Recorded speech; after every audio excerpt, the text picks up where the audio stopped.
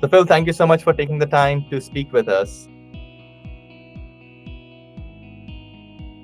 As you know, we work with quite a few founders who are always looking to learn more about how they can pitch their startups to investors. So, if you could give us some advice on what they should be doing in today's market and what are some of the things the founders should not do during a pitch, that would be great.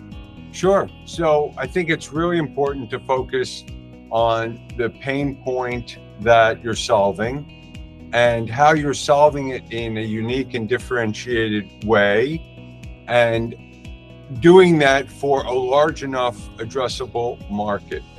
So it's got to be a significant pain point, just to break it down a little bit. And you've got to be solving that in a differentiated way. And of course, the market that you're addressing has to be large enough. And you have to make the case for why you're the right team to be solving it.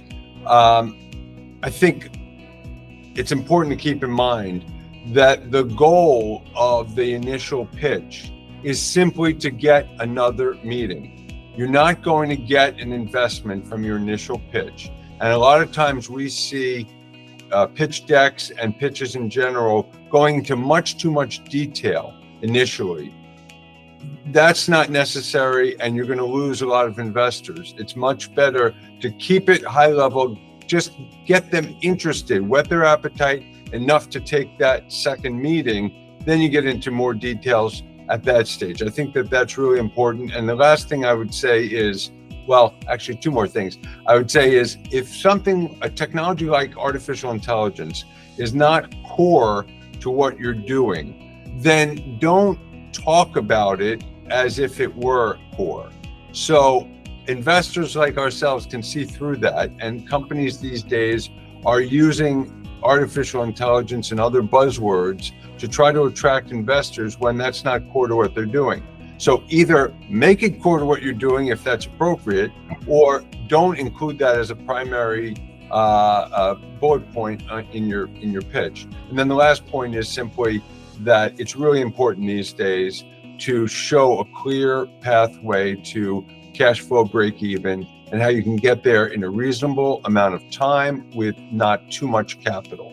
So those are my tips for today. I hope that's helpful.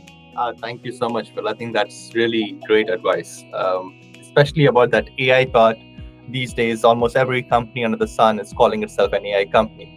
It's very interesting to really figure out whether it's an actual AI or whether there's a real use case for the AI. Is it just a chat GPT bot on top of a company's website, and that's the AI angle? Yeah. It's a wild west right now. Yeah, there's a lot of window dressing going on when it comes to the pitches, and every company is saying that they're an AI powered company, or that, but that's not really the case. And again, I think investors can see through that, and certainly they will when they do their due diligence.